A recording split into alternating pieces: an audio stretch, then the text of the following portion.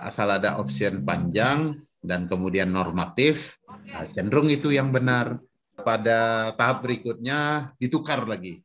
Jadi jawaban yang panjang belum tentu benar. Jadi kita coba anti mainstream. Hal ini untuk mengantisipasi jangan sampai di dalam kepala kita ada image jawaban panjang pasti benar.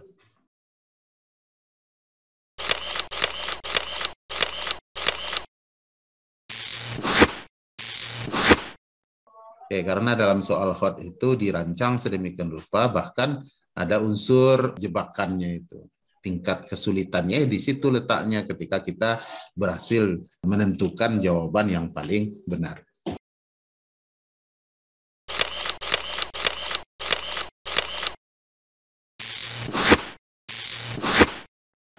Halo sahabat Andragogi di mana saja berada. Jumpa lagi dengan Andragogi Channel, Gerbang Ilmu Pengetahuan. Bersama saya Dr. Supriyadi MPD. Kali ini kita akan membahas tentang bedah kisi-kisi dan prediksi soal UP PPG. Pembahasan kali ini akan membahas tentang aspek pedagogi pada kisi-kisi baru tahun 2021 pada nomor 97 sampai 120. Selamat mengikuti.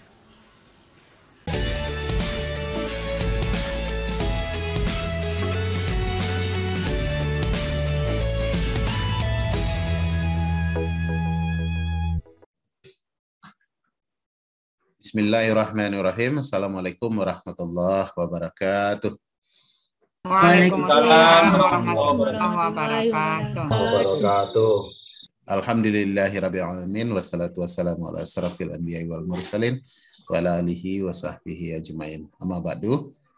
Puji dan syukur kehadirat Allah Subhanahu wa taala, berkat rahmat, hidayah dan inayahnya kita bisa berkumpul kembali untuk melaksanakan bedah kisi-kisi, prediksi soal-soal yang mungkin muncul berdasarkan kisi-kisi yang hari ini memasuki kisi-kisi 97 hingga 120. Selanjutnya salawat berangkai salam kepada junjungan alam sedunia Nabi Muhammad SAW. Bapak dan Ibu yang berbahagia, seperti biasa dalam pertemuan pembahasan kisi-kisi atau bedah kisi-kisi dan prediksi soal UP ini, kita tetap menggunakan kisi-kisi terbaru supaya kita tidak berbeda nanti dengan apa yang kita bahas dengan apa yang ada di kisi-kisi. Silakan Bapak Ibu yang bagi yang belum membuka kisi-kisinya, silakan buka kisi-kisi dan kita coba nanti lihat kisi-kisi, ya, juga kita lihat soalnya. Soal yang akan kita bahas nanti adalah soal yang sudah kita TO-kan tadi.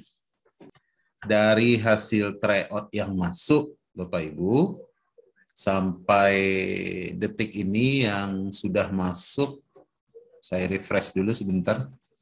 Masih belum bertambah ini Bapak Ibu, masih 10 orang yang sudah mengirim. Dan dari yang 10 orang itu nilai tertinggi 14. 14 itu dijawab oleh Pak Zaki, Pak Ibu Yenti Mardiagus, dan Ibu Osnita. Itu yang 14 ya. Kemudian yang kedua kelompok yang 11 dijawab oleh Ibu Sanang. Yang 10 dijawab oleh Pak Suhada, Ibu Yenti Azwar, dan Ibu Nur Baiti ya. Dan yang 8 poin Pak Basit dan Pak Asbar. Sedangkan yang 6 poin Pak Duon tadi ya. Baik, ini mungkin apa soalnya terlalu sulit atau gimana nih Bapak Ibu? Enggak Pak, kita yang ceroboh Pak. Karena diselingi dengan kegiatan melengkapi portofolio Pak, seling jawab. Gitu.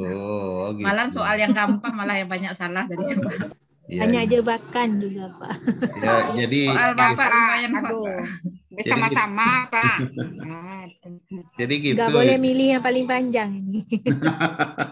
Tapi kemarin ceritanya kita coba anti mainstream. Jadi selama ya, ini anti mainstream. Nah, selama ini Bu Salmi Tahap 2 ya.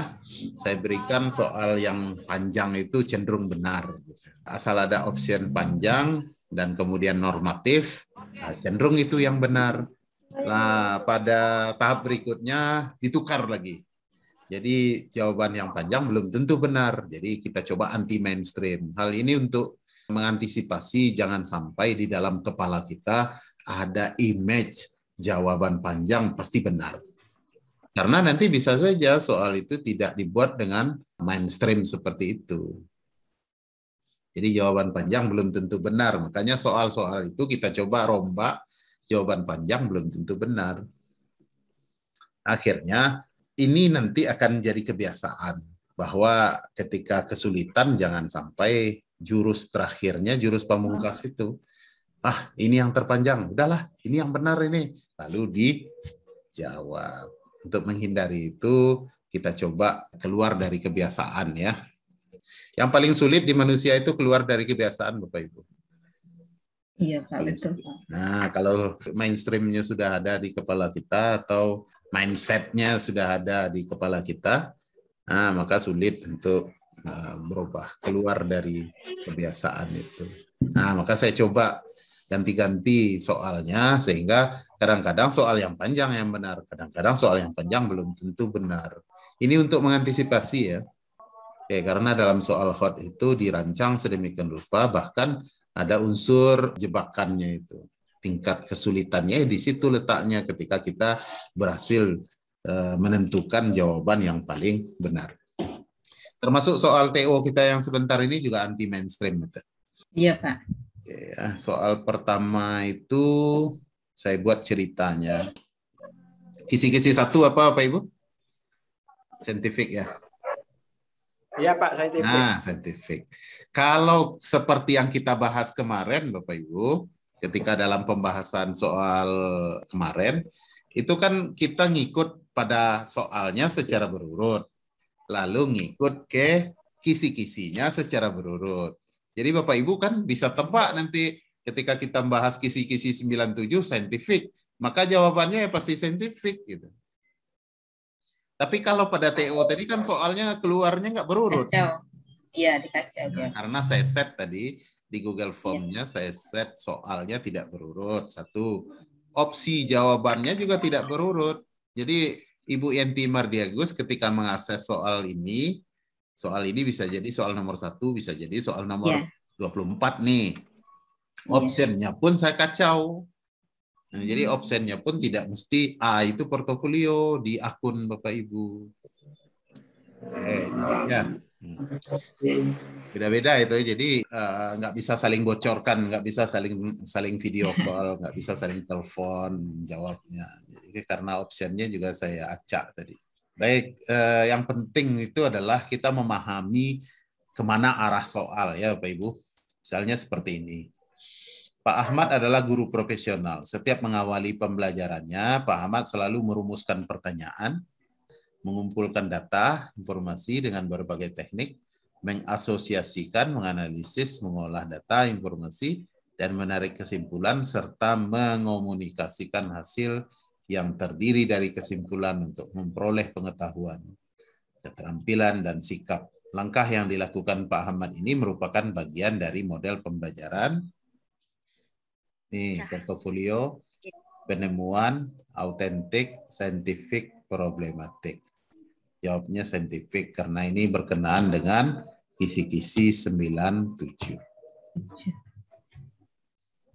Kira-kira seperti inilah soal-soal UP itu meskipun ada perbedaan-perbedaan. Yang paling penting itu Bapak Ibu memahami ini. Nih, saintifik. Saintifik kata kuncinya apa Pak Ibu? 5M. 5M ya. Nah, saintifik itu 5M. Kalau problematik kuncinya apa? Kata kuncinya ada menyatakan problem, Pak. Jadi ketika problematik nanti bahwa di dalam pembelajaran itu terdapat proses pencarian dan penyelesaian masalah. Jadi nanti kalau kita ketemu dengan soal yang di dalamnya nanti ada penemuan dan penyelesaian masalah, maka nanti akan mengarah pada problematik. Kalau autentik ini Model pembelajaran kah atau model apa nih? Nilaian, Pak. Nilaian. Betul, Pak Zaki. Jadi nggak ada hubungannya ini. Penilaian. Autentik itu bukan model pembelajaran. Autentik itu adalah model penilaian. Penilaian kurikulum 2013 berdasarkan Permendikbud nomor 22 tahun 2016 itu bahwa penilaian kurikulum 2013 adalah penilaian autentik. Jadi nggak ada hubungannya nih dengan pembelajaran Pak Ahmad ini. Jangan salah ya Bapak Ibu. Nah, mumpung kita bicarakan itu, kita kaitkan sedikit. Kira-kira apa itu penilaian autentik? Buka modul Pak. Penilaian Buka yang modul. terdiri dari sikap, keterampilan, pengetahuan. keterampilan, dan kognitif. Itu yang ingat, Pak. Jangan berhenti sampai di situ, Pak. Karena semua penilaian pada dasarnya akan mengukur tujuan. Penilaian itu pada hakikatnya kan mengukur KD dan indikator. Betul kan, Pak? Betul. Penilaian itu mengukur KD dan indikator. Pasti yang diukurnya KD dan indikator yang diukurnya. Nah, KD dan indikator itu kan included di dalamnya kognitif, afektif, dan psikomotor. Jadi kalau penilaian secara umum sudah pasti mengukur kognitif, afektif, dan psikomotor. Cuma penilaian autentik itu apa maksudnya? Autentik itu dari bahasa apa? Dari kata apa? Autentik itu apa? Bukan menyeluruh. Menyeluruh komprehensif. Autentik. Ayo, bolak-balik modulnya, Pak. Asli. Pak. Murni. Penilaiannya bolak-balik, Pak. Kalau nggak salah, KB3 di modul penilaian. Lihat, ada penilaian autentik itu, Pak. Penilaian autentik adalah, nah ini kan kebetulan kita sedang menyinggung itu. Ini tambahan pengetahuan buat kita, karena di dalam indikator juga ada bertanya tentang penilaian. Mana tahu dengan kita membahas ini nanti kita akan teringat, wah ini di dalam pembahasan kemarin ada penilaian autentik itu adalah begini. Nanti ada soal yang ngarah ke situ, maka jawabannya adalah penilaian autentik. Udah dapat Pak Zul? Pak Zul nih yang paling kencang nih urusan modul. Kalau udah ke modul, cepat nih membuka modulnya. Penilaian autentik adalah, saya pengennya dari Bapak Ibu. Gitu. Kalau dari saya menjelaskannya, nah kembali lagi ke cerita kita kemarin. Dia akan jadi pengetahuan. Pengetahuan itu BJ-nya lebih berat kan? Saya cerita kemarin, pengetahuan itu BJ-nya lebih berat. Nanti lebih cepat tenggelam nanti. Nah, biarlah kita jadikan pengalaman. Bapak Ibu yang cari, Bapak Ibu yang salah, lalu Bapak Ibu yang baru mendapatkan kebenaran dari kesalahannya. Sehingga jadi experience. Banyak-banyak ragam pengertian, Pak. Pemahamannya Pak. Pemahamannya Pak. Penilaian autentik tuh. Ayo Pak Zaki. Penilaian yang dilakukan guru untuk menilai secara nyata kelancaran peserta didik. Ya. Pak, Bapak Ibu. Betul Pak Zaki. Jadi penilaian autentik itu adalah penilaian yang didasarkan pada realita yang nyata. Bukan penilaian semu, bukan penilaian yang dibuat-buat, tapi adalah penilaian yang realistis, yang didasarkan pada tes formatif dan tes sumatif. Tes formatif itu apa, Pak? Tes yang dilakukan selama proses pembelajaran, Pak. Dalam proses pembelajaran dan proses pembelajaran. Dan terpisah-pisah. Terpisah-pisah antara satu dengan yang lain ya, Pak ya. Nah, itu tes formatif. Iya, Pak. Kalau tes sumatif dilakukan di akhir.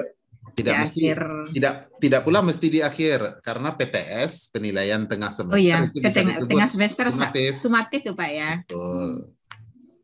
Jadi jangan buat definisi penilaian sumatif itu penilaian di akhir, bukan, tapi penilaian yang didasarkan atau merupakan kumpulan dari penilaian formatif. Nah, bisa jadi dilakukan pada tengah semester. Nah, itulah akhir semester atau akhir semester. Itulah UAS ya. Oke, itu tambahannya. Lalu yang B ini, yang B di soal itu penemuan. Ini juga model. Ini penemuan ini discovery. Iya, discovery. Kalau portofolio? Penilaian.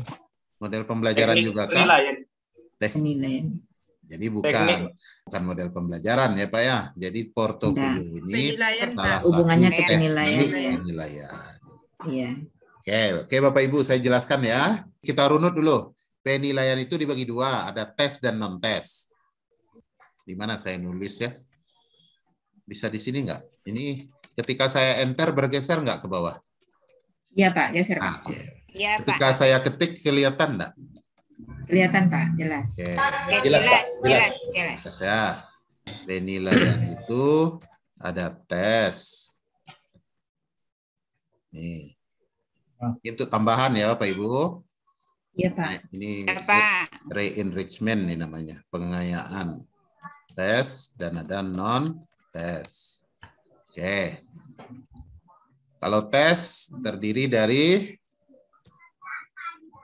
tertulis, terus Tindakan lisan, ya. lisan Pak. Terlalu ke bawah dikit. Nih lisan, apalagi tindakan atau action ya. Kalau yang tertulis bisa Uraian. kalau tertulis Jadi, apa? Uraian, Pak. Ganda. Nah, Yang ganda uraian. Ganda. Ganda. oh bukan ganda, dulu, uraian, Pak. Bukan ke situ esai. dulu. Objektif. Objektif dulu.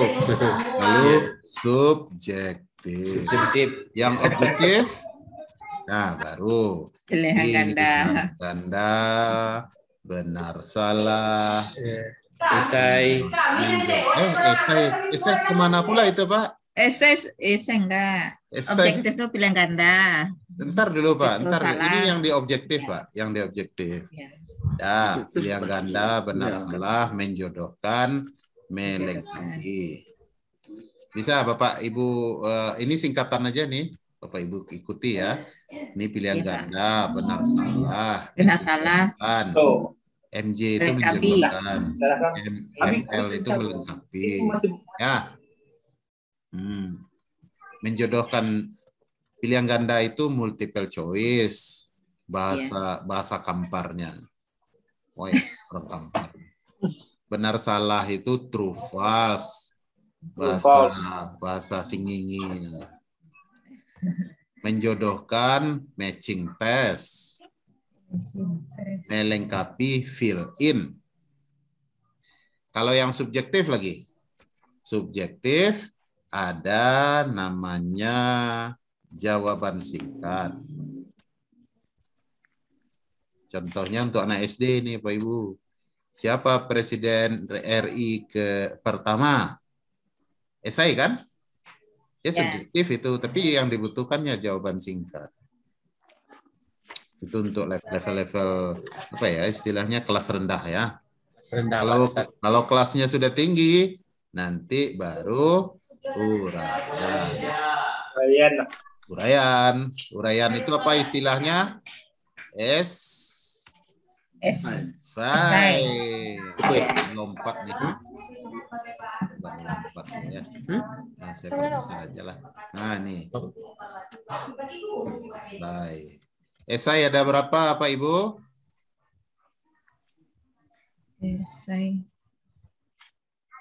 Esai ada 2. Ada esai bebas. Ada esai berstruktur. Apa bedanya? Tahu bedanya? Iya. Nah, esai berstruktur itu adalah esai yang membutuhkan jawaban secara terstruktur. Nah, jika terbolak-balik dianggap salah, maka esainya adalah esai berstruktur. Tapi ada juga esai bebas. Esai bebas itu berdasarkan analisa si penjawab.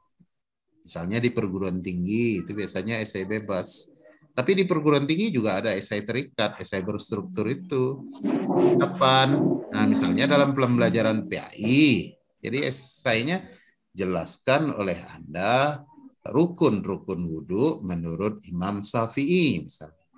Nah, nggak boleh bolak-balik, nggak boleh dulu 1 membasuh kaki. Nah, 2 Nah, itu nggak dianggap salah, berarti esainya berstruktur.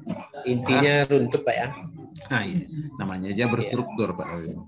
Oke, ya. Oke, baik. Kemudian ada tes lisan. Tes lisan adalah jawaban lisan atau ujian lisan. Makan. Nah, nggak ada pembagiannya lagi Pak. Kalau tes lisan nanti ujian lisan. Kalau tes tindakan, nah ini yang kita maksud. Tes tindakan apa? Tes tindakan adalah Praktek Pak. nah, Portofolio. belum. Nah, kemudian muncul yang baru. Ini muncul yang baru ya. Ini kan masih tes nih. Supaya jangan melakukan tesnya kita pindah nih. Di tengah kita buat tes. Nah, muncul satu lagi yang disebut dengan penilaian yang didasarkan, masih tes ini, penilaian yang didasarkan pada artefak atau bukti kegiatan. Iya, nah inilah yang disebut dengan tes portofolio. Di sini letaknya Pak. Saya dipahami ya Pak Ibu? Tes terbagi 4 jadinya Pak ya? Ya, ini tambahan yang baru. Jadi penilaian itu ada tes dan ada non-tes. Tes itu tertulis, lisan, tindakan, dan artefak. Nanti Bapak Ibu kan mengumpulkan artefak itu, mengumpulkan bukti-bukti kegiatan ya. Nah, ketika Ibu mengumpulkan sertifikat, mengumpulkan kegiatan ini, mengumpulkan piagam dan sebagainya kan dinilai. Nah, itu kan penilaian. Nah, itu termasuk penilaian tes ya.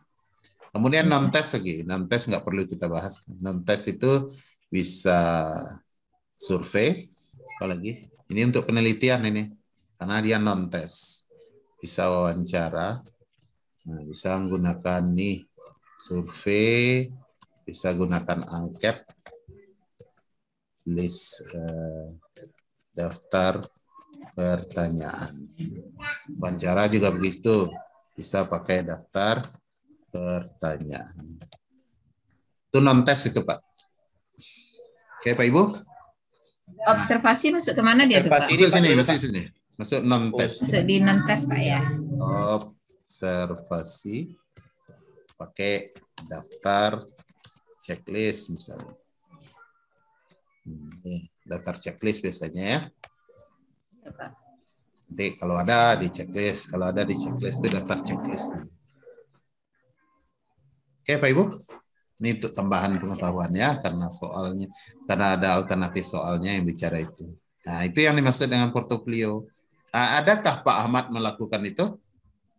Mengumpulkan bukti kegiatan, ada nggak? Nggak ada ya?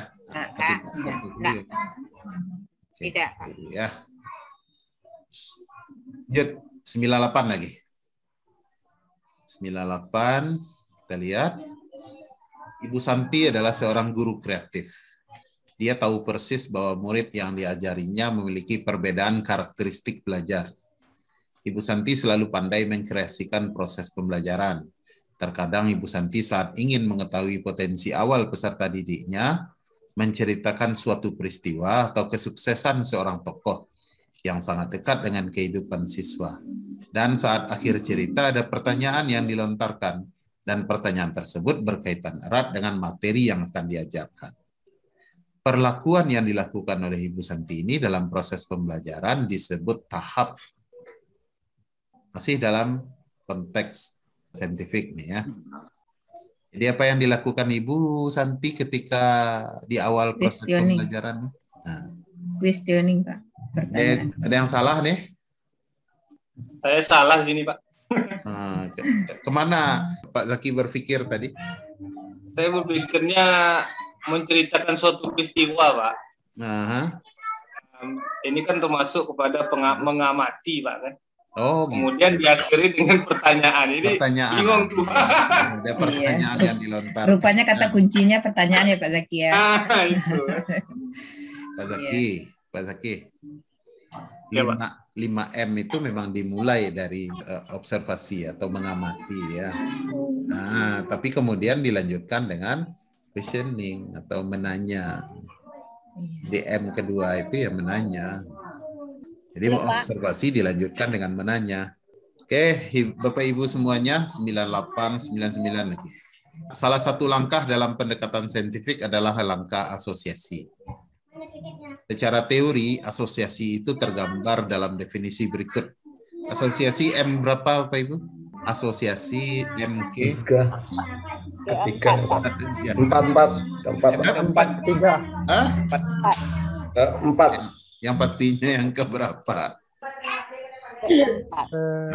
Keempat, Pak. Keempat, Pak. Keempat, Pak. Keempat. Oke. Mengasosiasi itu mengolah ya. Iya, yang salah di sini Pak. Mengasosiasi Ragu itu tadi. mengolah. Iya. Jadi jangan lupa urutannya. Jangan sampai lupa Iya, Pak. lagi urutan saintifik itu jangan lupa lagi.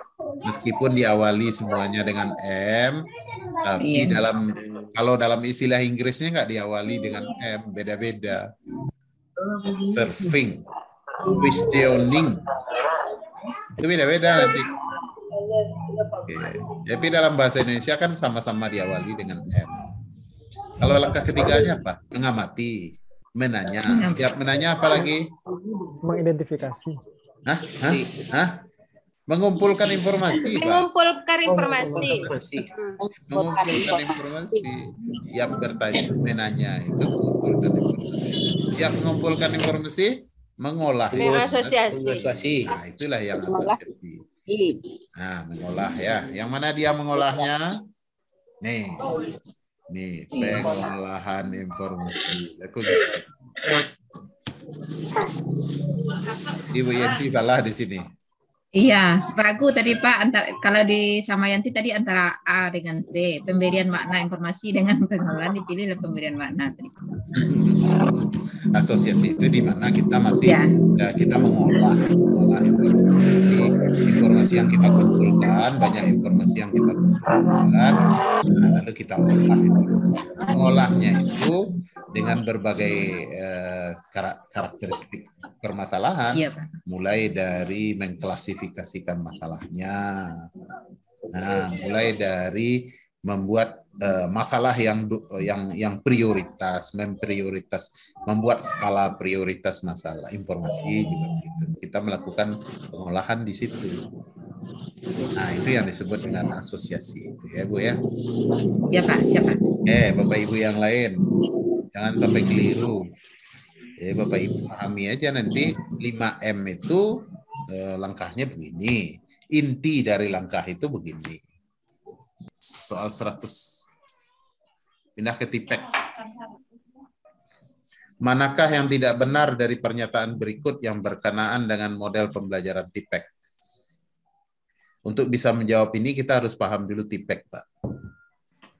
Pertama, tipek adalah theoretical framework yang merupakan pengembangan dari pedagogical content knowledge. Yang kedua, digagas oleh Salman pada tahun 1986. Seorang guru harus menguasai pedagogical knowledge, PK, dan content knowledge dengan CK. Masih benar itu, Pak? Memang betul. Itu betul itu.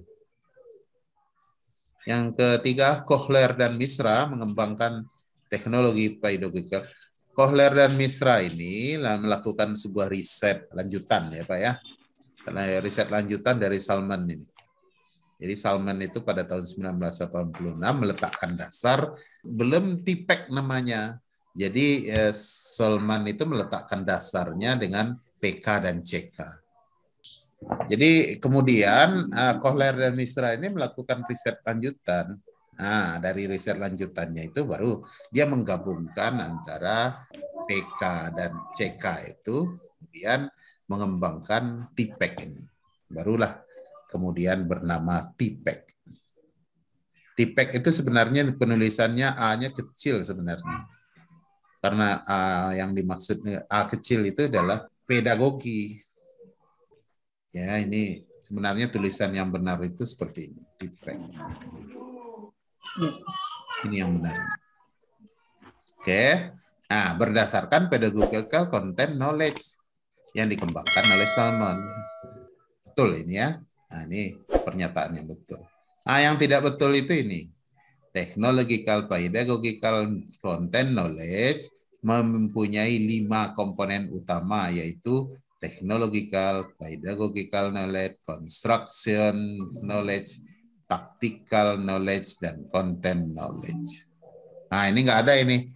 Baik Salman sebagai peletak dasarnya, kemudian Kohler dan Misra sebagai peneliti lanjutannya, nggak ada menjelaskan bahwa TIPEK itu ada construct knowledge di dalamnya. Nggak ada.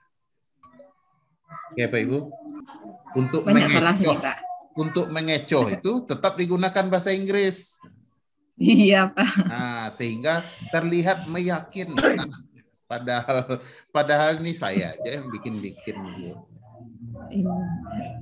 Jadi itu yang salah ya, supaya meyakinkan. Saya salah sih, Pak. Iya. Salah Bu Yenti di sini. Salah, saya Pak. Salah juga, Pak. Saya sebut. Iya, sama Bu. Berhasil pengecoh.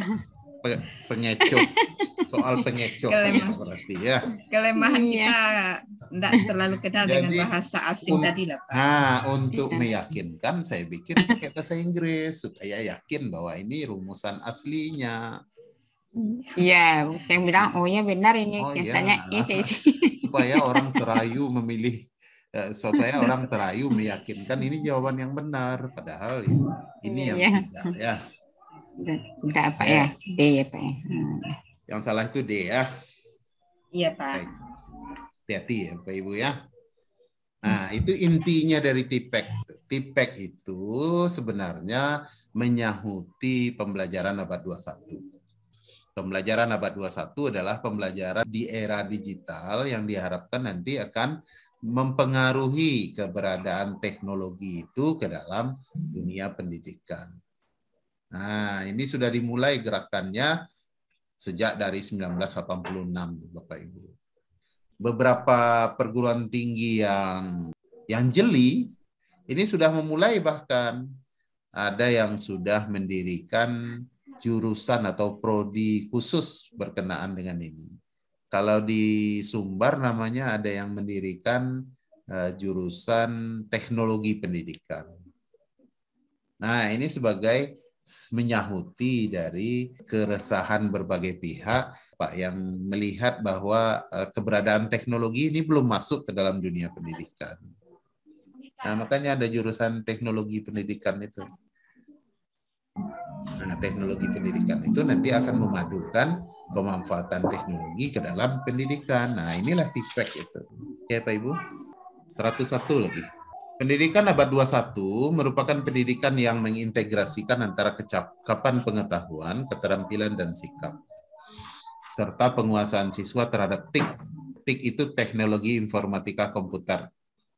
Kecakapan tersebut dapat dikembangkan melalui berbagai model pembelajaran berbasis aktivitas yang sesuai dengan karakteristik kompetensi dan materi pembelajaran.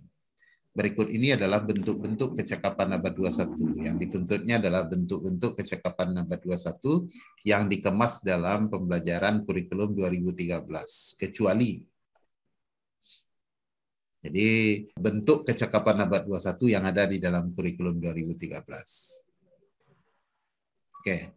Kecakapan berpikir kritis dan pemecahan masalah. Nah, ini bagian dari 4C ini Bapak Ibu. Yeah. Critical thinking dan problem solving skill itu bagian dari 4C ya. Kemudian kecakapan berkomunikasi, betul, ini masih 4C.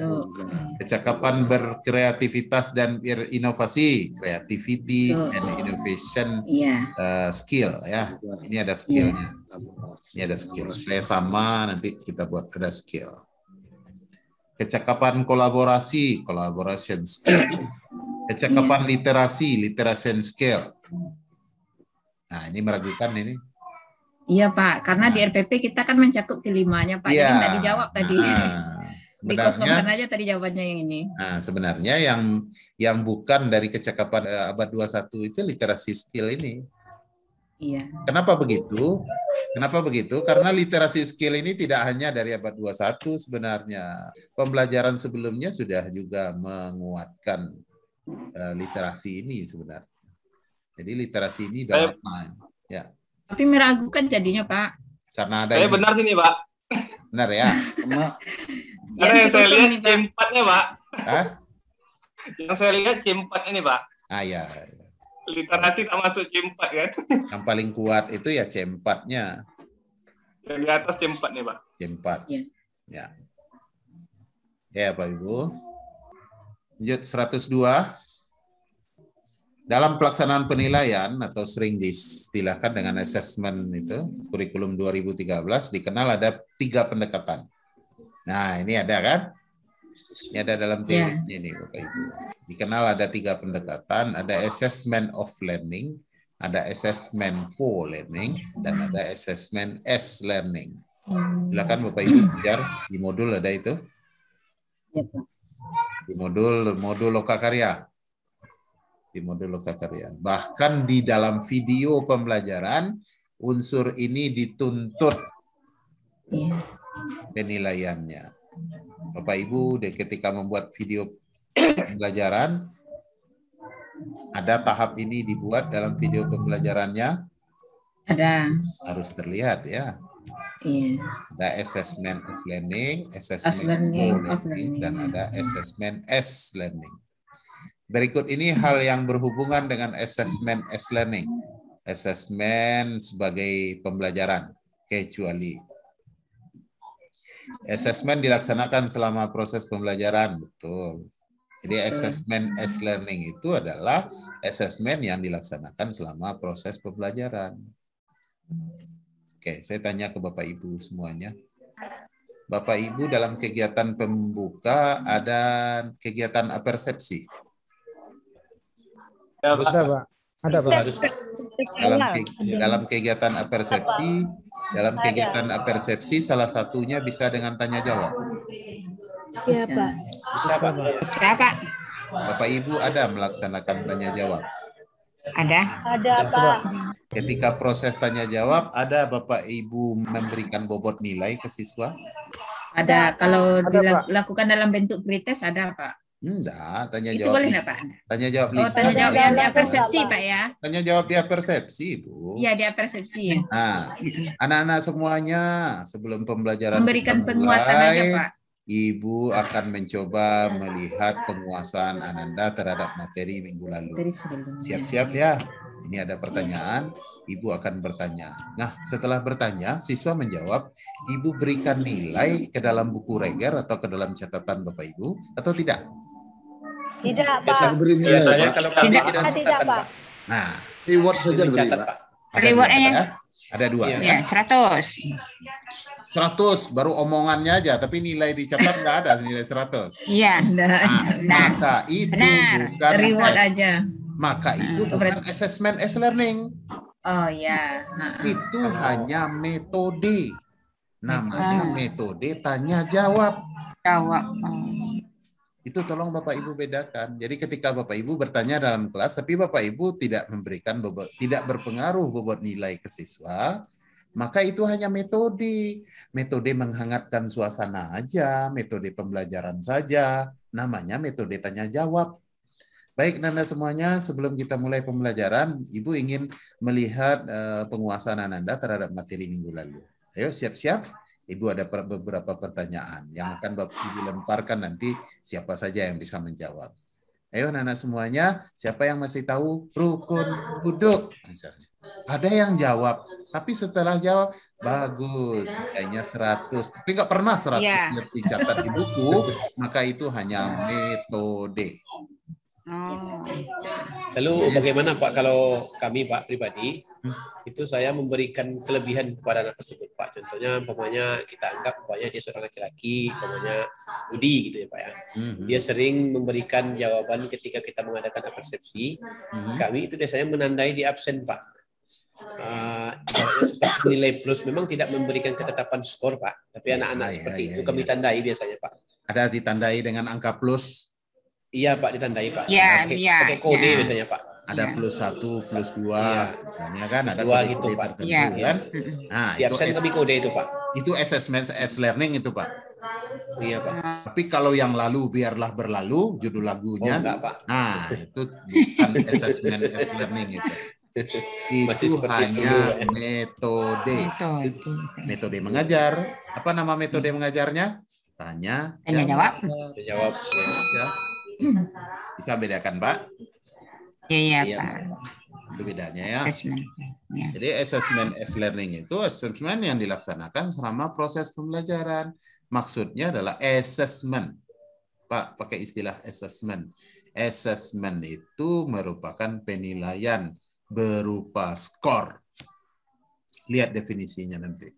Assessment itu apa definisinya. Jadi kalau digunakan assessment ya pakai skor, ada skornya. Jadi assessment itu penilaian berskor yang dilaksanakan selama proses pembelajaran. Tapi kalau Bapak Ibu menanya lalu ada menjawab, tapi bertanya dan menjawabnya nggak pernah nilai, itu hanya metode. Metode mengajar. Variasi metode mengajar itu saja. Dari ceramah, ada tanya jawab. Maka ini ya bagian dari tanya jawab. Tapi kalau Pak Madawin tadi mengkode-kode di buku nilai di buku catatannya, dikode meskipun kodenya berbentuk plus, berbentuk checklist atau apalah yang menggambarkan bahwa terjadinya peningkatan kemampuan siswa, maka itu assessment as learning. Dikit bedanya, Pak. Oke, Pak ya.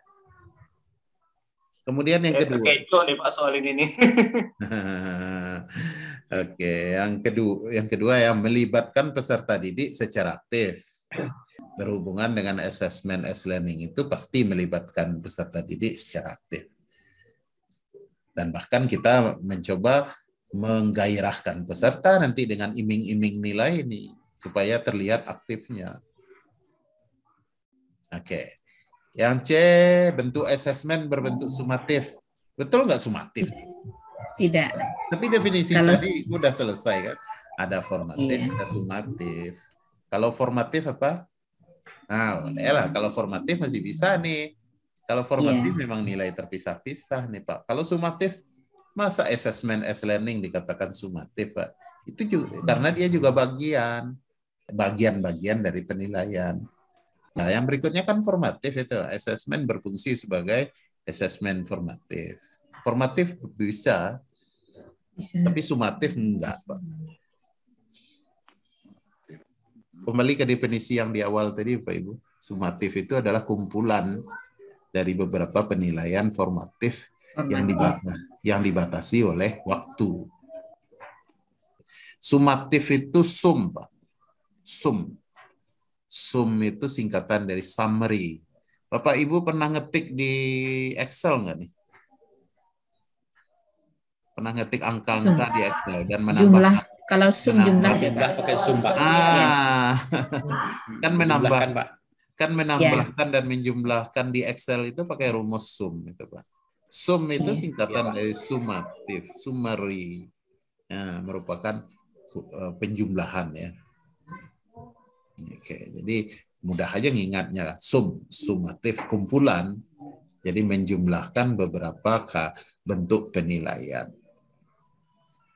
Oke, Pak Ibu, semakin terang. Ada penambahan knowledge. Ya, baik. Boleh tanya Pak? Oh, boleh. Untuk ya nggak tahu sekarang nih Pak ya, untuk assessment of learning ini Pak bisa dalam bentuk sumatif Pak?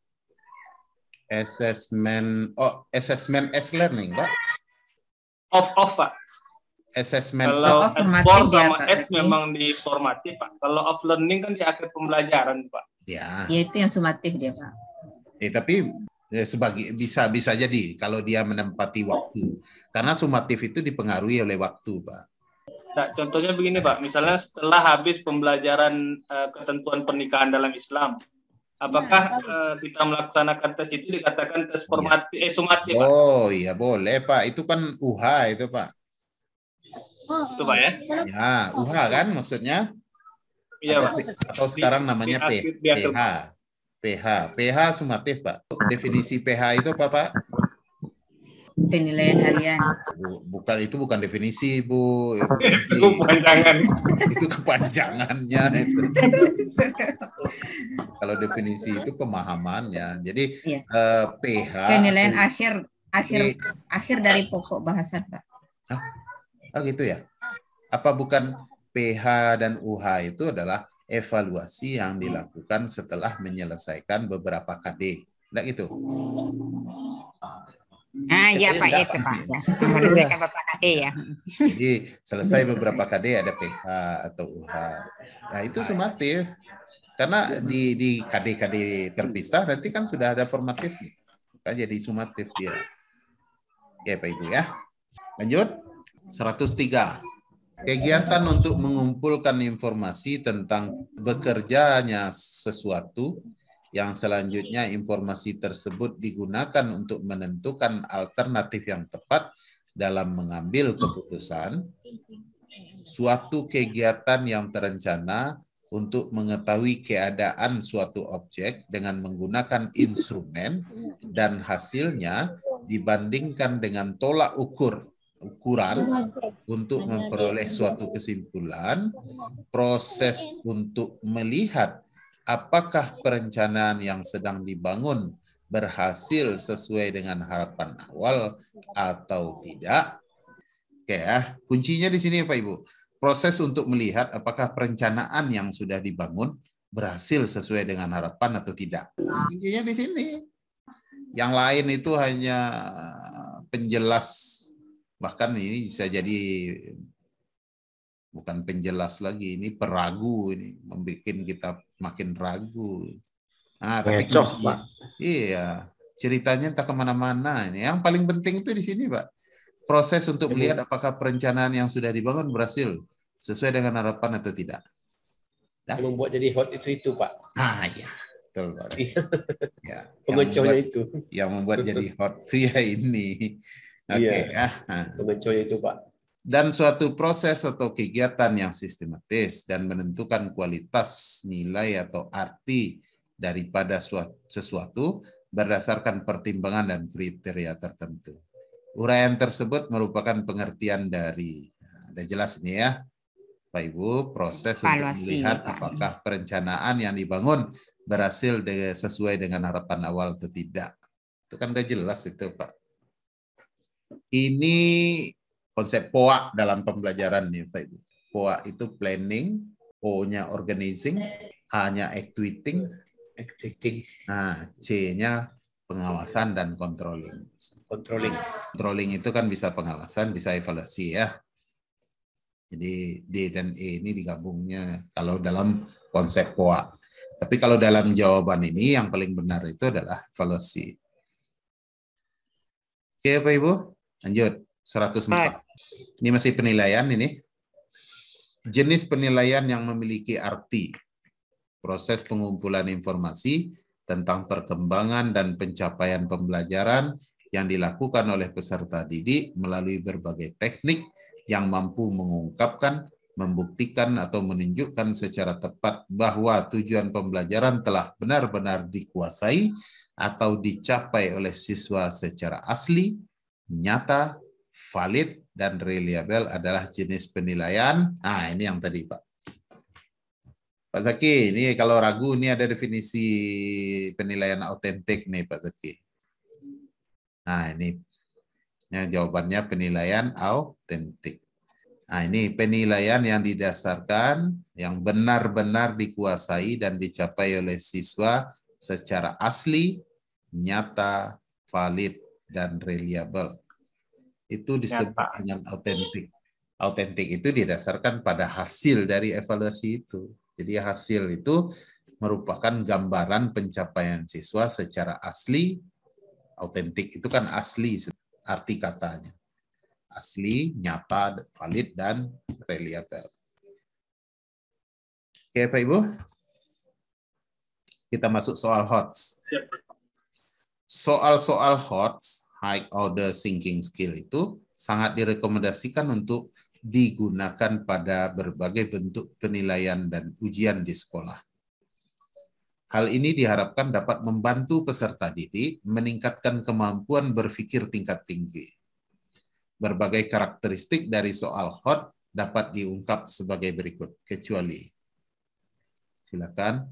Soal hot dapat mengukur kemampuan berpikir tingkat tinggi. Ini pasti ini, Pak.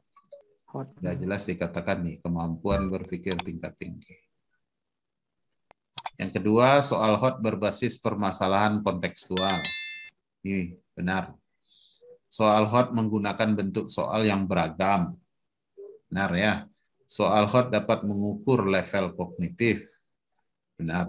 Soal hot dapat pula mengukur level afektif dan psikomotor.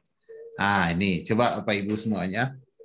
Kira-kira menurut Bapak Ibu untuk mengukur level afektif dan psikomotor itu bisa dengan hot nggak?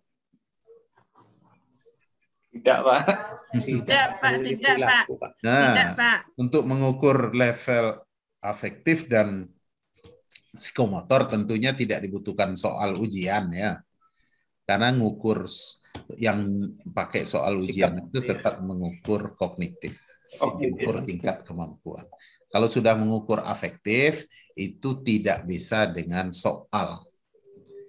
Afektif itu nanti paling tepatnya kan observasi mendalam, observasi berkelanjutan. Nanti kita menggunakan teknik itu untuk menilai afektif. Jadi jangan sampai nanti jujur itu ditanya pakai soal. Kalau jujur sudah ditanya pakai soal, berarti jujurnya dalam konteks kognitif. Mungkin pengertian jujur, ciri-ciri jujur, mungkin bisa ditanya pakai soal. Tapi kalau itu, dan lagi kalau itu yang ditanya, itu bukan penilaian afektif, itu penilaian kognitif. Nah, penilaian afektif itu ya penilaian sikap secara langsung.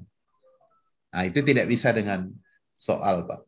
Itu bisa dilakukan dengan observasi, mau melihat siswa sholat atau tidak, bisa ditanya nggak nih?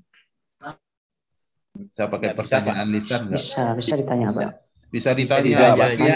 Masih meragukan, Pak. Tidak efek kalau ditanya, Pak. Kalau ditanya nanti sholat semua, Pak. Nah, iya.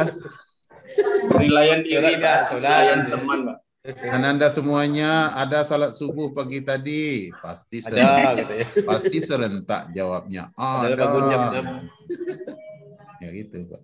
Penilaian afektif itu observer yang paling bagus, Pak. Ini kalau Bapak Ibu menilai afektif itu ya diobservasi, Pak.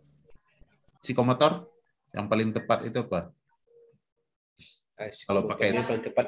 Nah, kalau pakai soal kognitif lagi nanti. Nah, yang paling tepat Praktek yang paling tepat, Pak. Praktikum. Project, Pak. Betul. Yang paling tepat nanti untuk psikomotor tentu praktek. Nah, jadi untuk dua level ini, level afektif dan level psikomotor, tidak bisa pakai soal hot nih, Pak. Ini untuk 105, jawaban yang benar adalah E. 106 lagi.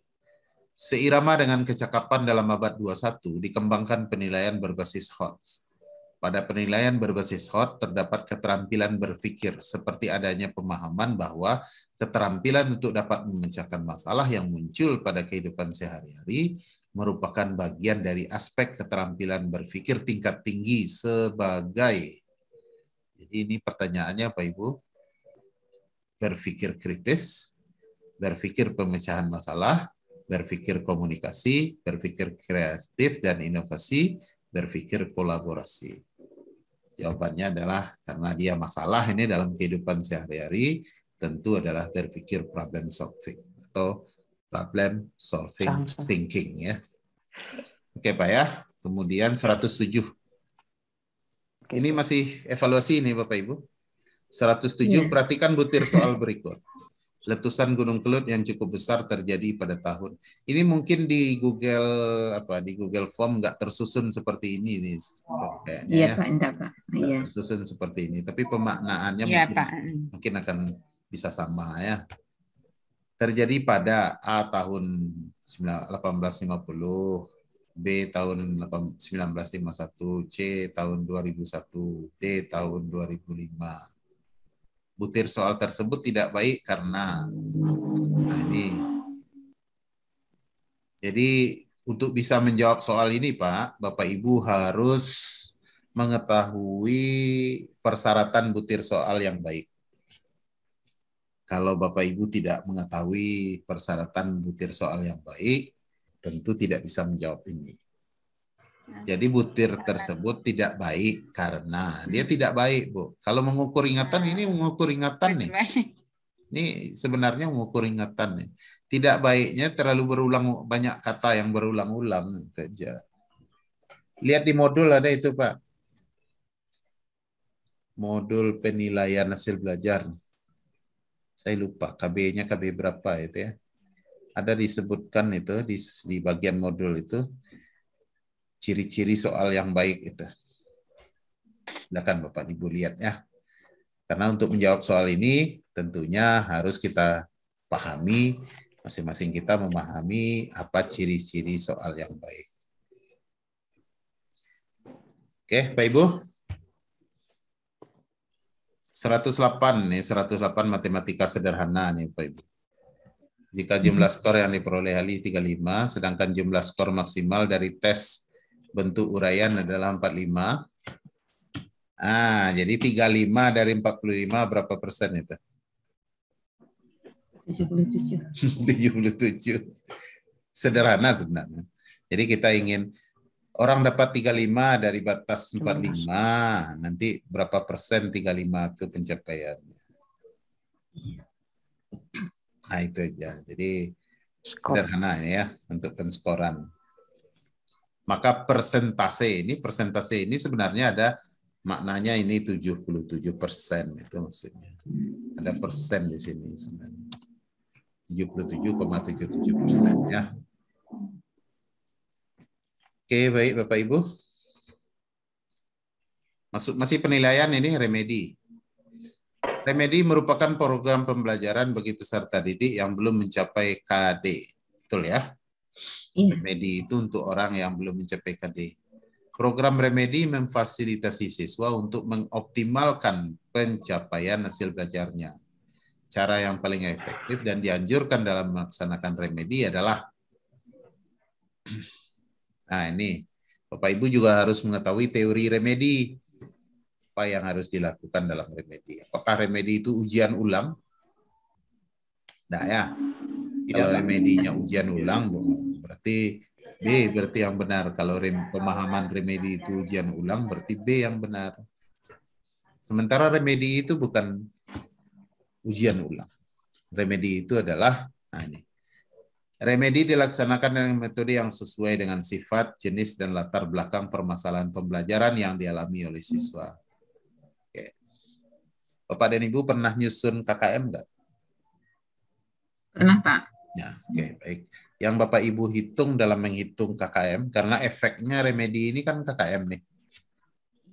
Iya. Ya, seseorang remedi gara-gara tidak tuntas. Tidak tuntas gara-gara tidak mencapai KKM. Yang bikin KKM siapa? Guru atau kepala sekolah? Guru bidang studi atau kepala sekolah? Guru, Pak. Majelis guru, Pak. Guru, Pak. Guru yang bikin remedi ya. Iya. Pak. Untuk menghitung KKM itu berapa kriteria yang harus dihitung? 3. Oke, Pak Zul ya, Pak Zul tahu ya. Ada 3. Pertama, daya dukung, Pak. Kok cepat betul daya dukungnya, Pak? Yang pertama, kompleksitas apa, Pak? Kompleksitas. Tingkat kesulitan. Iya, kompleksitas itu tingkat kesulitannya. Saya bikin di bawah ya. Saya bikin di bawah nih. Oke. Nah, coba di bawah ya. Menghitung KKM itu didasarkan pada satu.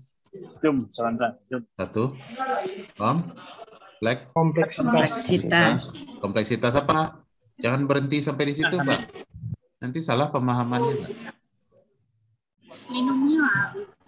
Jangan berhenti sampai di situ. Kompleksitas itu kompleksitas apa?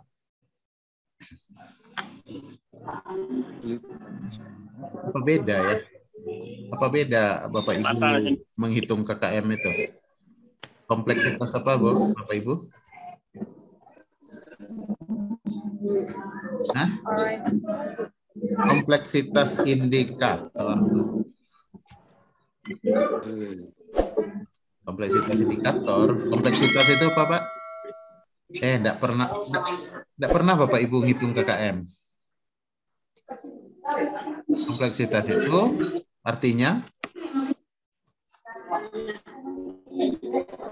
tingkat kesulitan. Tingkat kesulitan, Pak. Oke, ukurannya apa? Tingkat kesulitan ukurannya apa? Kapan Bapak Ibu mengatakan tingkat kesulitannya rendah, sedang, tinggi? Dengan apa? Apa ukurannya?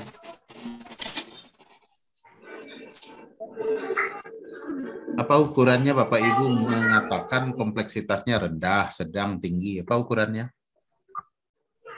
Kualitas soal. Kalau soalnya bare, dia anak dadak Pak tuh. Iya, berat, ringan, sedang itu apa ukurannya, Pak? Oh, ukurannya. Iya, apa ukurannya? Ukurannya apa? Ukurannya enggak tahu. Kalau saya Pak tentang sulit atau mudahnya materi tersebut, Pak. Iya, iya. Apa ukurannya mudah atau sulitnya materi itu? Apa ukurannya?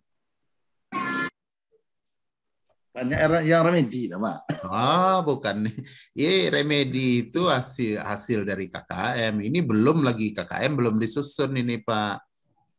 Nah, ukurannya adalah taksonomi, Pak. Nah, coba lihat ya. Coba lihat. Sebuah indikator. Ini anggap indikator ya. Indikatornya adalah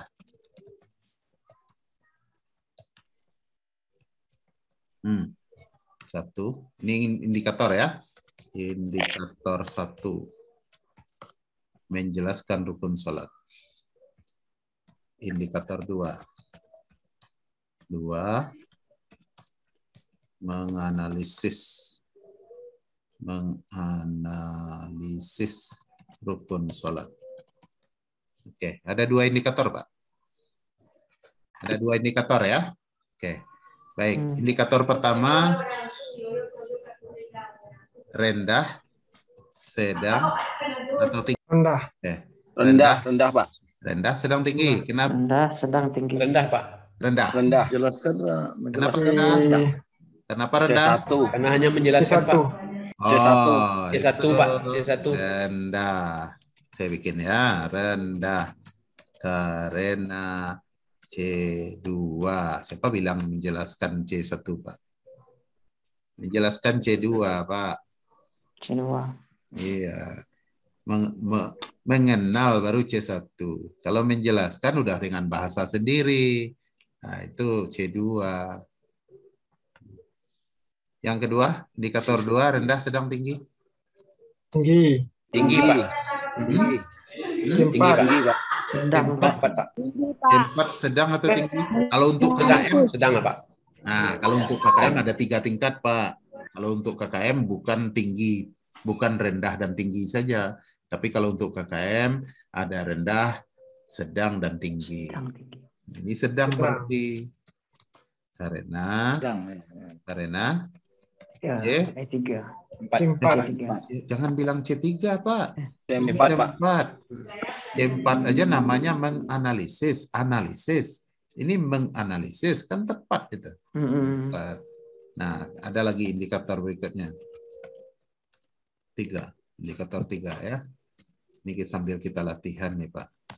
Indikator 3. Mengevaluasi, Pak. Mengevaluasi. Jangan katanya mengevaluasi, Bu. Kalau mengevaluasi rukun sholat nanti membantah pendapat ulama nanti. Nah, jangan mengevaluasi. Membandingkan rukun sholat menurut ulama. Nah, membandingkan rukun sholat menurut Syafi'i, Maliki, Hambali. Nah, itu kan logis itu ya. Ini disebut dengan tinggi. Tinggi, Pak. Tinggi. Tinggi, Pak. Karena C 6. 6 tuh, Pak. Oke, baik. Nah, yang disebut kompleksitas adalah kompleksitas indikator ini, Pak. Nah, Keseluruhan. coba hitung ya. Kalau untuk ini berapa skornya biasanya? Ini berapa skornya? Itu bisa 80, Pak. Dapat anak. Gitu. Oke, ntar ya. Oke, kita pakai satuan apa ini? Kita contohkan. Kita pakai satuan apa? Satuan menilainya bisa 2 apa ya? Satuan menilai bisa 2 buah. Model pertama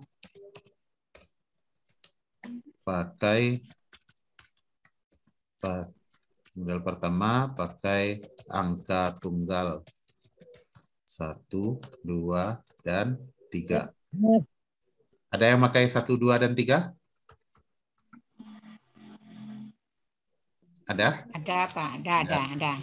Model kedua. 1, 2, 3. Model kedua pakai interval. Nah, pakai interval ya. Interval itu tentu harus dibagi 3. Pakai interval.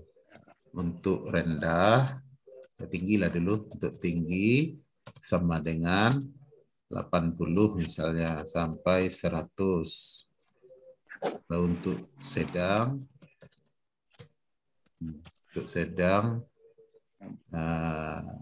60 sampai 70 sampai 79. Ya kan? Kalau rendah 0 sampai 59. lebih kurang di bawah 59. Kan gitu, Pak? Nah, kan ada 2. Yang lazim dipakai itu kan pakai angka 1, 2, 3 aja. Nggak bingung. Ya kan?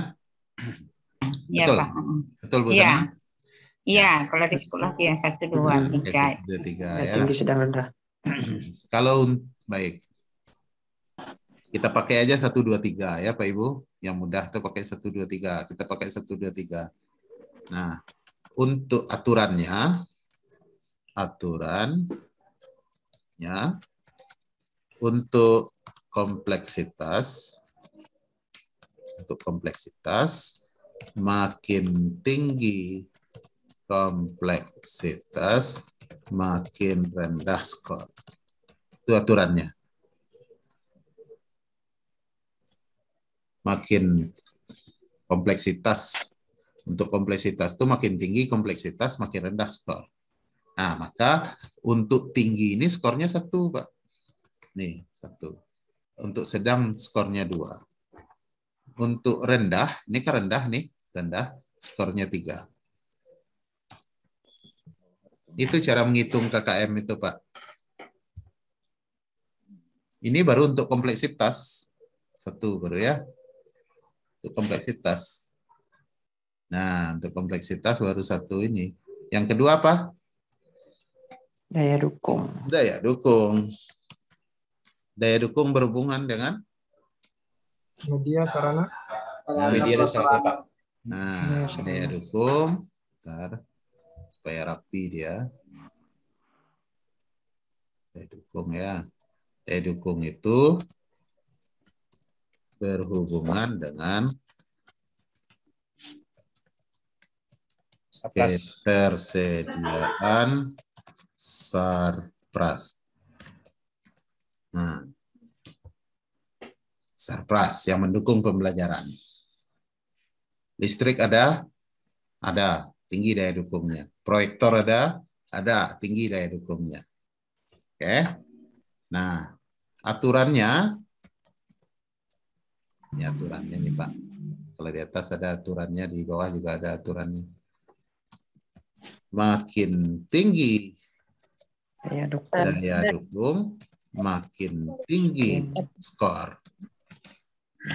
Coba. Terbalik dari yang tadi, Pak. Makin tinggi daya dukung, makin tinggi skor. Jadi kalau makin banyak peralatan sarana prasarana lengkap di sekolah Bapak, berarti skor untuk daya dukung 3. Makin nggak ada listrik, makin nggak ada proyektor, makin nggak ada sarana prasarana 1. Itu Pak ya. Pak, bertanya sedikit Pak. Boleh. Pak bertanya Pak. Boleh. Saya kan Pak, waktu saya buat RPP itu KKM-nya itu saya buat kalau kelas 7 itu 70. Paling tinggi Pak itu. Ya. Kenapa alasannya? Kalau saya buat KKM-nya 70, anak saya nanti dapat nilai 80, dia kan udah dapat B Pak. Nah gitu. Kalau yang kelas 8 saya buat paling tinggi skor nilainya 72. Ya. Sedangkan kelas 9 saya buat skornya paling tinggi itu kalau yang untuk semester 2 saya buat 75. Supaya anak itu tercapai nilainya dapat B, tidaklah dapat C. Itu Pak, apakah salah seperti itu Pak? Kalau menurut teori KKM itu dihitung, bukan ditebak-tebak gitu, bukan ditetap-tetapkan gitu. Dihitung. Cara ngitungnya begini. Nanti berapa hasilnya kita coba lihat ya. Per KD-nya ya Pak ya? Bukan per KD, per indikator Bu. Per indikator ya Pak? Ya, nanti akan ketahuan indikator mana yang remedi. Bukan KD mana yang remedi, indikator mana yang remedi. Salah Bapak Ibu kalau KD mana yang remedi. Jadi yang remedi itu indikator. Tadi ulang ya Pak. Nah, okay. Itu Pak. Nah ini ideal. Harus diuji dulu berarti Pak, menentukan ya. itu. Harus diuji dulu Pak kan? Bukan diuji, dihitung Pak. Coba lihat nanti ya Pak ya. Proses penghitungannya sampai menghasilkan KKM ya. Nah, oke, kita selesaikan dulu. Yang ketiga apa unsur KKM Pak Bapak Ibu? Intek Pak, intek siswa Pak. Intek siswa. Intek siswa itu berhubungan dengan apa? Siswanya. Berhubungan dengan kemampuan siswa Pak. Berhubungan dengan kemampuan awal siswa. Kalau dia kelas 7, lihat prestasi SD-nya Pak. Nah, oke. Aturannya Pak? Aturannya gimana? Ya nih. Aturannya gimana? Makin tinggi intek siswa, kemampuan awal siswa, maka makin tinggi nilai skor. Tinggi skor. Ya. Jadi di sini ada tinggi, sedang, rendah. Nah, gimana cara nilainya nih? Kalau untuk daya dukung tinggi berarti 3. Untuk sedang 2. Untuk rendah 1. Kalau di atas tadi, kalau untuk kompleksitas, kita supaya jangan terlalu panjang layarnya, kita ginikan aja. Kalau untuk kompleksitas, tinggi 1, sedang 2, rendah 3. Ya, tinggi, sedang, rendah. Kalau untuk daya dukung, tinggi 3, sedang 2, rendah 1. Kalau untuk intek siswa sama ya. Kita copy aja ini. Nah, untuk intek siswa sama. Oke, Bapak Ibu. Kita contohkan. Oke, kita contoh ya. Contoh. Indikator 1. Oke, sama dengan indikator satunya, indikatornya yang ini. Nah, berarti 3. Oke, Pak ya, 3. Untuk daya dukung gimana di sekolah kita? Anggap sedang untuk topik ini. Sedang? Ya. Bisa. Untuk intek siswa, sama. Untuk intek siswa, kita anggap sedang. Oke, sedang. Ya. Rumusnya apa, Pak Ibu? Saya lupa bikin rumusnya. Rumusnya apa?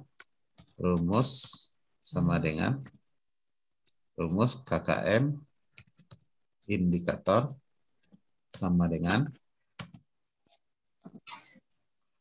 3 tambah 3 tambah 3, 9. Bentar Bu, kompleksitas indikator tambah DD tambah IS, indeks siswa ya. Kemudian dibagi 3. 9. 9 Ibu, jangan Bagi 9. Maaf Pak. bagi 3, 9. Ya. Bagi 9, terus dikali 100%. 100. sebentar. 100. Ini kurang lurus ya. Kurang lurus ini. Nah, kali 100. Itu dari mana datang 9?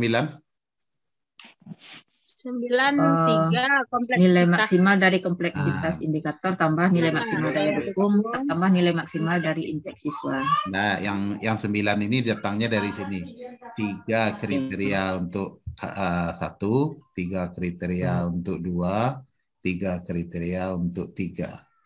Masing-masing 3 kriteria kali 3 berarti 9. Nah, kita coba hitung. Indikator KI1 3 tambah 2 kali bagi 9 kali 100 3 berapa? 77,76. Maaf. Cobalah cari pakai kalkulator, Pak. Mudah-mudahan kalkulator saya benar. 77,7, Pak. 77,76. 77,77. Iya, 78. 78 ya? Oke, 78, Pak. Nah, beda 2 angka nih. Mana pengaruhnya? Oke, baik. Nah, ini untuk indikator 1. 77,78. Apakah ini KKM? Belum. Ini KKM indikator 1. Nah, coba lagi indikator KKM 2. Oh, maaf.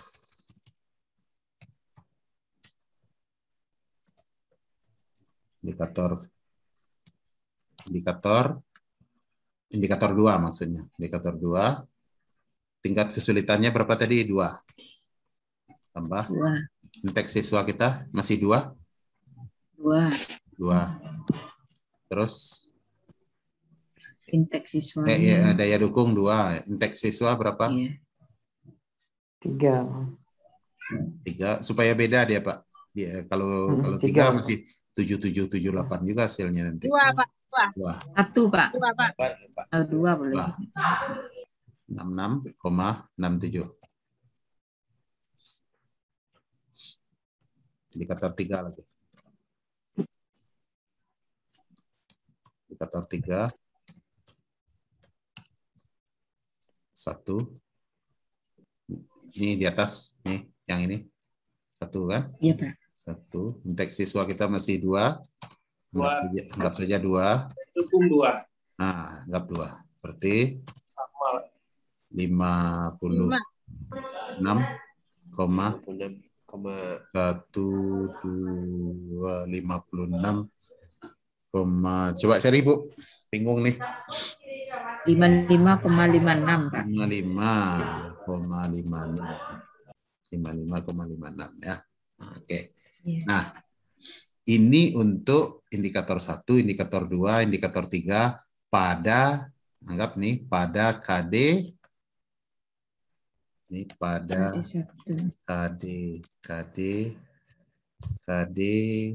KD kognitif, Bu. KD 31. KD 31. Ya, KD kognitif yang dihitung ini KD kognitif. Ya. KD 31. Nah, coba 77,78 tambah 67 tambah 55,56 kali berapa rata-ratanya? Kali 3. Bukan, bagi 3. Sama deh, bagi 3. Bagi 3 untuk dapatkan rata-rata, bagi 3. Berapa ini? 7,66. 77. Coba cari Ibu, dipakai kalkulator. 66,67 Pak. Oh iya, 66,67. 67. Berarti untuk KD 31 66,67. Kita sudah dapat KKM KD namanya. Cuma KD kan banyak. KD tidak hanya KD 31 aja.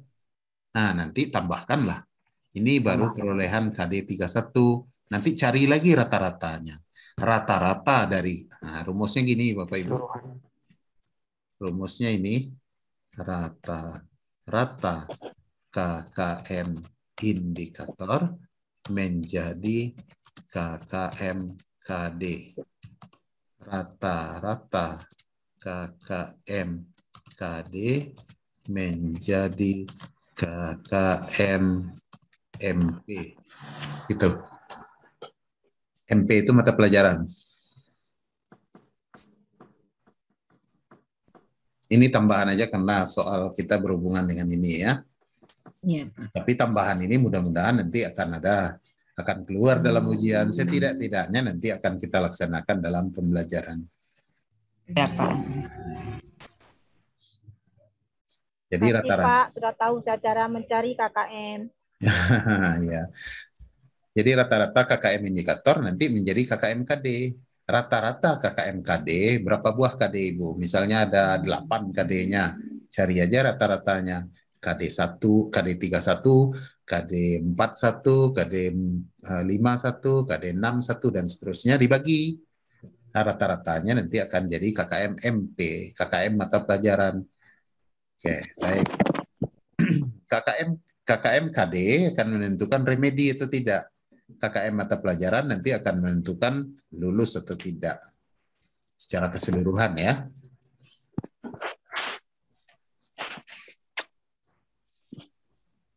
Ya Pak Ibu, ada pertanyaan berkenaan dengan KKM ini?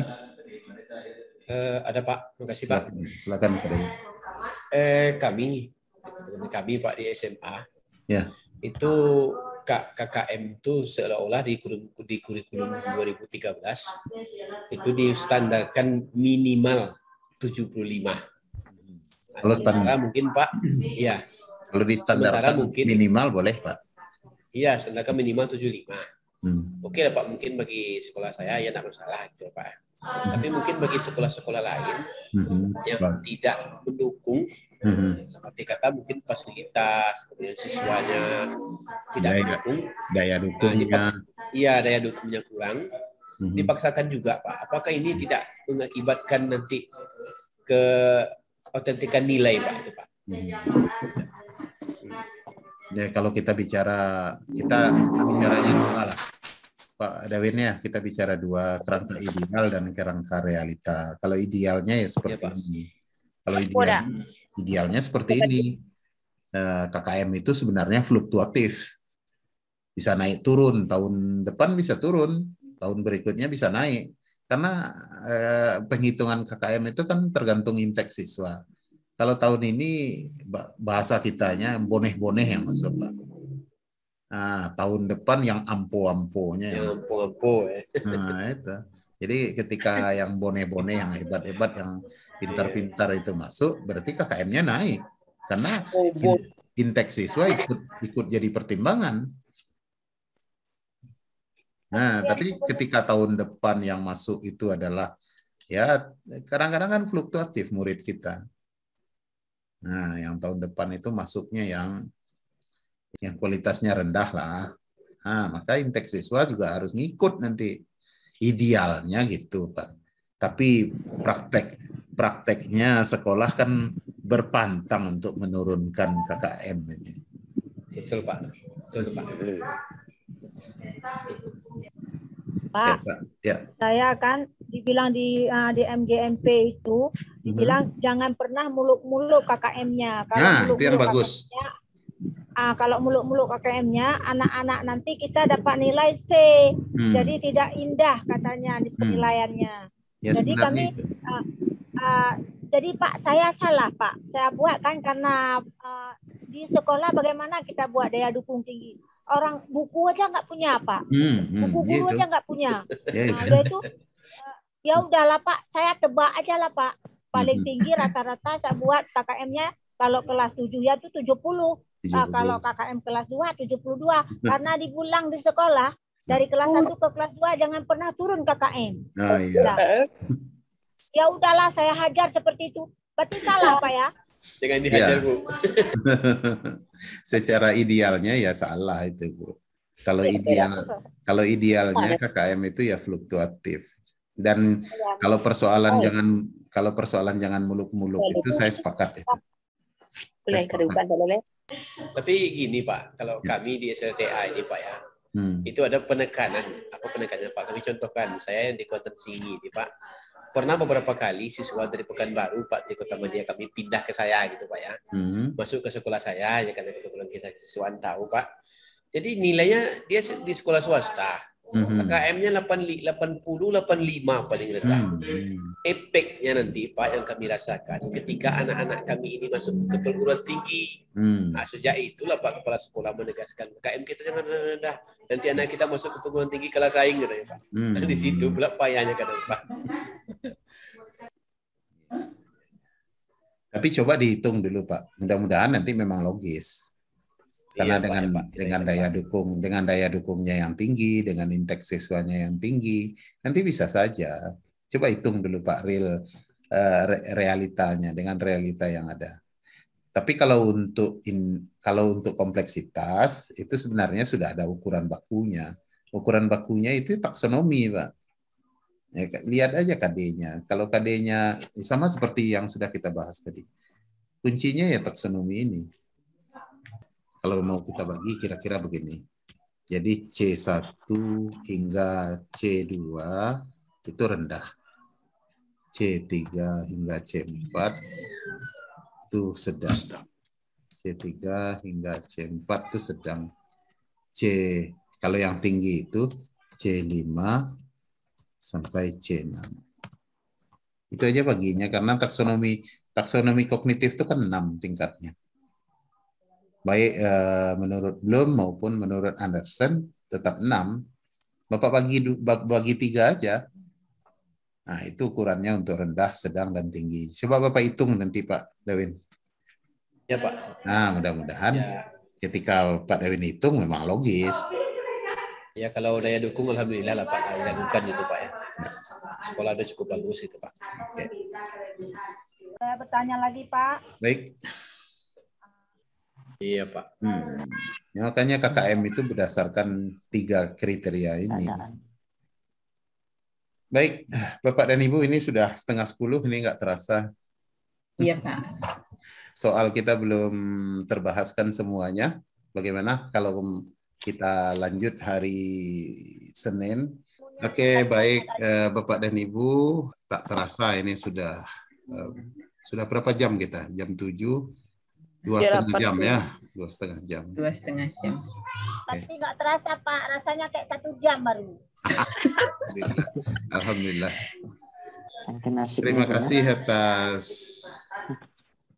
perhatian dan kebersamaan Bapak Ibu sampai detik ini.